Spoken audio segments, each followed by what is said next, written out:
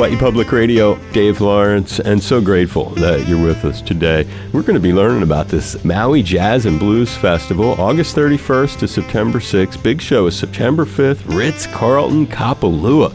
And at MauiJazzandBluesFestival.com, you can get a lot more information about it.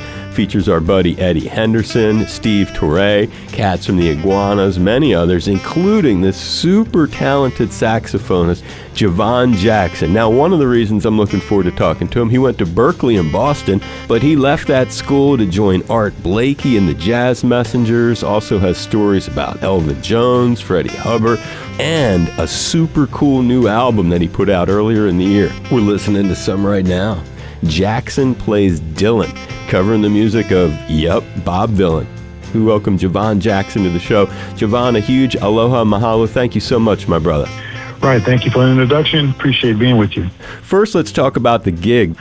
Well, Ken Bergmeyer is the impresario, and he's been doing concerts like this, festivals, for quite some time now. And he and I go way back, and looking forward to it. I know I am going to be playing with, as you mentioned, Steve Torre and Eddie Henderson and the Iguanas, and I know he's got some other artists there. So it's a long program that starts maybe, 5 or 6 in the afternoon, goes to the end of well into the evening. I love it when an artist has something that can bring a lot of different people to the table in terms of listening to our conversation when they have something very unusual. So Javon Jackson, this jazz sax player, has done so many different things. He put out this album earlier this year. It's called Jackson Plays Dylan. And let me just read off the set list first of the songs they cover and the titles of them, and then we'll talk about it. It starts with One for Bob Dylan, then it's Blowing in the Wind, Hurricane, Gotta Serve Somebody, Lay Lady Lay, Times They Are A-Changin', Forever Young, Tombstone Blues, Like a Rolling Stone,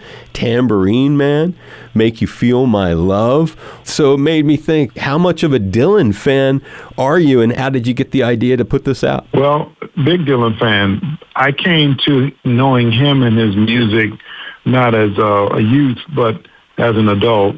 As you mentioned before, the great Art Blakey, when I was with Art, his manager was a big Dylan fan, and he began to introduce me to some of Bob Dylan's music.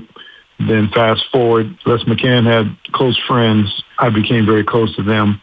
He and Les's friend and his wife are big Dylan fans, and they began sort of introducing me more and more to his music. And then I decided it might be great for me to present something that would be a unique platform for myself. And so then I went through the process of trying to find 10 songs. The first one you mentioned was something that I wrote for him, but finding those 10 songs, I could have easily picked 10 others that would have been as equally as valid or would have been as poignant.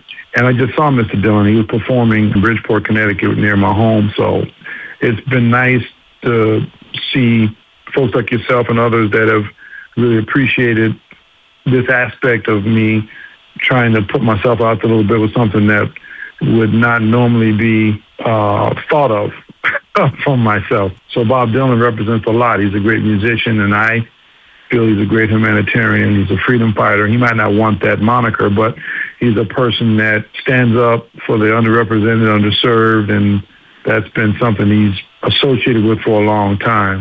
Javon, what an amazing bunch of stuff you just said, but you also point out protest marches for civil rights and stuff in the 60s, and when you talk about Dylan's commitment, it goes that far back. You know, Dylan was there on the front lines when Dr. King was there, and so yeah, I've seen him many times myself. Front row one time at the Tweeter Center in Boston, and that's cool. You just saw him. I've seen him a bunch of different times. I'm a Dead fan. I've seen the Dead like 44. The first time I saw the Dead, I was outside JFK Stadium in Philadelphia, and it was the Dylan and the Dead tour of '87. Let me go back to something you mentioned that you've seen the Dead. Did you say 40-ish times? 44 times.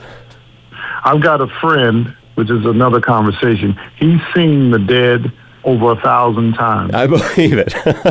I believe it. It's like that. My amount of times is very, very, very small, but it was just to show you that I appreciate. No question about. I mean, there's just so many different levels to this thing. 40 times is still a lot of times. Wow. The same when I think about your career. We've mentioned Art Blakey a couple times. Tell the story of how you go from being a student at Berklee to joining Art Blakey and his Jazz Messengers. I grew up in Denver, and my parents were avid jazz listeners and music listeners, actually. But there was the Blakey records, Art Blakey records. On the back of one, he talked about when these musicians get too old, I'm going to get some new ones. And I started to do some reconnaissance and found out the Jazz Messengers was this group that just had been in existence for a long time, and every so many years a new artist would come along. And so then I said, wow, that became my goal. My father took me to see Sonny Stitt in Denver, Colorado as a 13 or 14-year-old person. So after that, I said, I want to go to New York and I want to play at Art Blakey. And then a few years later, a young musician burst on the scene. He exploded on the scene. His name was Wynton Marsalis. And so he was playing with Art Blakey.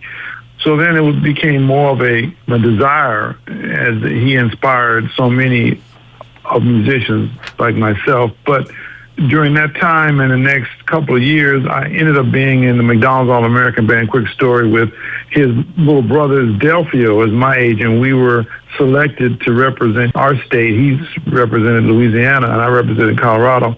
So we go to New York from Denver and meet all the selected students, and then we march in the Macy's Day Parade. Winston and Branford, his older brother, they came over to the hotel to see Delphio. So then I met Branford, and we kind of immediately had a friendship, a bond, and I told him my desire to play with Art Blakey. And so a few months pass, he comes to Denver with Winston. I meet him, and he comes over to the house, and we practice.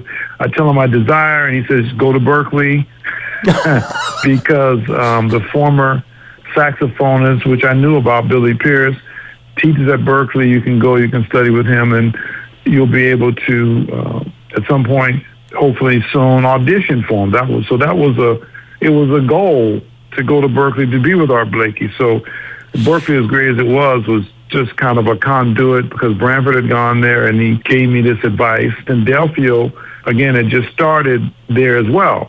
I was already going to the University of Denver. I went there for a little bit, a quarter or so, and then I transferred. So it was kind of like a 4 or 5 year plan from the time I was, say, 13 or 14 until I was 21 when I joined Art. Another person I didn't mention, his name was Donald Brown, was the pianist with the Messengers at that time, but he was teaching at Berklee as well. So I became really close with him, and he helped facilitate the opportunity for me to audition. So that's in a nutshell, a long nutshell, kind of how it came to be. Yeah, it was a mission. It was like, all right, I go there, I put my time in at Berklee, it's going to open that door, and I'll have learned how to do the sax stuff from the guy who had been in the band. And Berklee, you meet a lot of people from different types of music. You have roommates who are introducing you to things you've never heard before, which was great.